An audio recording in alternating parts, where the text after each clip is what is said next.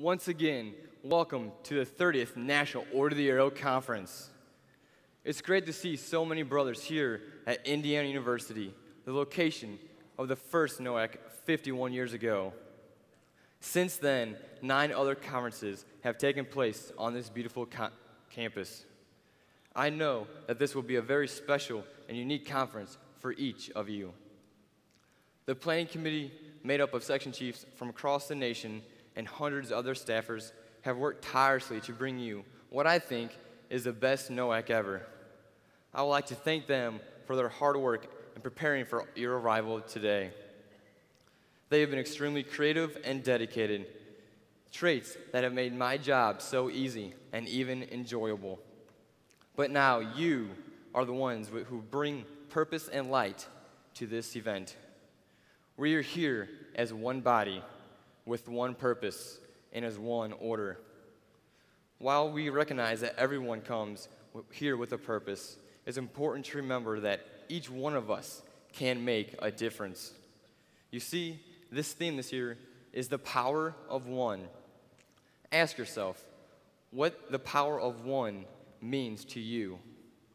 It's a personal question, one that can only be answered by us, by yourselves. There is no wrong answers and as many correct answers as there are seats filling this hall tonight. Maybe to some of our advisors is to inspire and mentor as many youth as possible, thereby having a personal impact. To our youth leadership, the purpose is to put on the best program for our new inductees.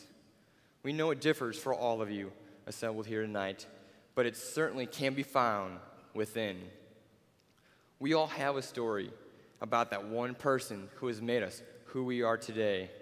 Maybe it's our mother or father, our siblings or grandparents. For some, it may be scout leaders or school teachers. I ask you to think into your own lives. Can you identify the people who have made the most impact on you? Serving as National Chief over the past 7 months has given me the opportunity to meet and work with thousands of airmen from around the nation. This honor gives me the incredible opportunity to meet amazing people who have the power to make a difference in our communities, our nation, and our order. We are few in number, but our power is significant. We all have the ability to impact, inspire, and encourage others. When I think about my life, it's tough to just pick one person who has had a tremendous impact on me, as if I have been blessed with so many wonderful people. Mr. Schaefer, my scoutmaster, Bill, my section advisor, and of course, my mother and father. There are countless stories that I could tell about each of them, and I'm sure they have a few about me as well, for better and for worse. There is, however, one person that sticks out for the profound impact she had on me. My 4th grade teacher, Mrs. G. Not for her uncanny ability to know when I was up to no good, but also for her extraordinary care and grace. She would always find a way to offer gentle, yet firm reminders to keep me in line. Well, not all the time. Occasionally, she had to employ her direct intervention techniques. I think tonight she would be proud to witness me on stage. It was her teachings about never accepting the status quo that reminded me the most. She reminded me that I could do anything and be anything that I've ever wanted to do. She gave all of her students the opportunity to be group leaders. She encouraged us to believe anything is possible, but hinted that it was up to us to make it possible. Her favorite question was why. It wasn't meant to discourage, but rather provoke thought about why things are the way they are. We may know that the sky is blue, but why is it blue? And 2 + 2 = 4, but why? It was a 4th grade lesson that remains as potent and fresh in me today as it did back then. Today, and throughout this conference, we celebrate the power in each and every one of us. I challenge you not to accept something just because it is that way. We are here to get in touch with ourselves so we can promote change, improve, and use our own power to make a difference in the world. Last summer, I had the incredible opportunity to serve on the instructor corps for Aero Corps 5. On our last night together, my crew decided to climb a hill in the Bridger Teton National Forest to watch the sunset. It was there where we conducted our nightly program. That night, we focused on a single question: why you? Why now? The resulting discussion proved to be a meaningful and memorable conclusion to a well-spent summer, itself a clear demonstration of the power of one. We learned to dream big and make it happen. Why are you here at the National Order of the Arrow Conference?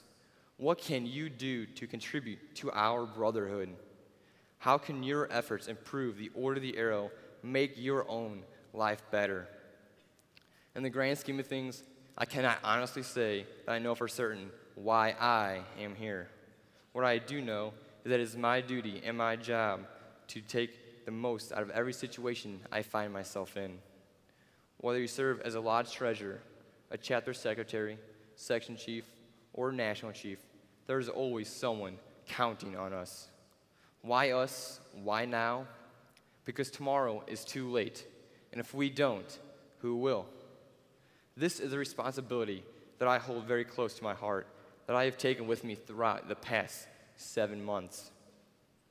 One of my favorite films is Pay It Forward, the story of a teacher who assigns each of his students the responsibility to create a project to change the world. The class objects, saying the assignment is too hard, but the teacher clearly points out that anything is possible. There's a saying: don't ever doubt that a small group of dedicated people can change the world. Indeed, it is the only thing that has ever changed the world. Don't doubt your ability to influence others and have a major impact. Who knows, you might be the one to change the world.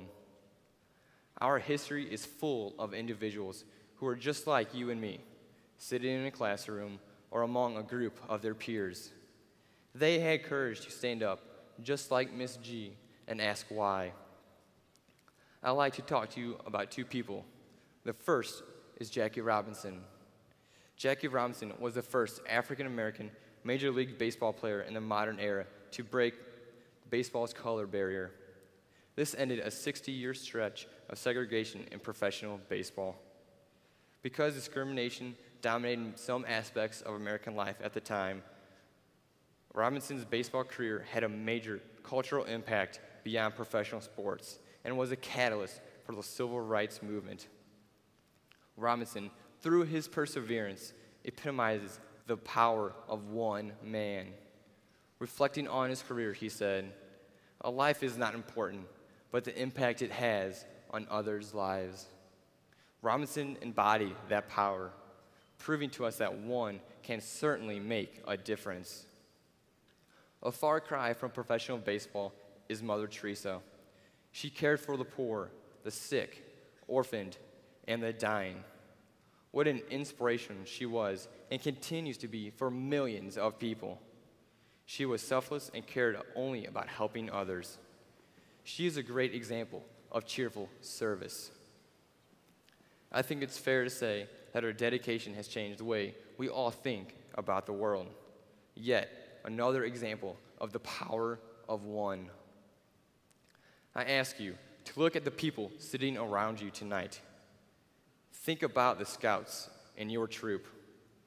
They are all leaders. They each have a power. Observe the challenge they face and learn from the actions they take. Take the time to look at yourself. You too have the power. It holds tremendous responsibility, a responsibility to take action. Throughout this week, I want all of you to search down within. Discover your power, because with power comes potential. What difference will you make? How will you affect not only our order, but this thing we call life as well? I challenge you this next week. Go out and meet others who share the same passions and interests as you do.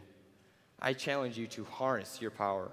Learn to use it, to channel it, to make a difference.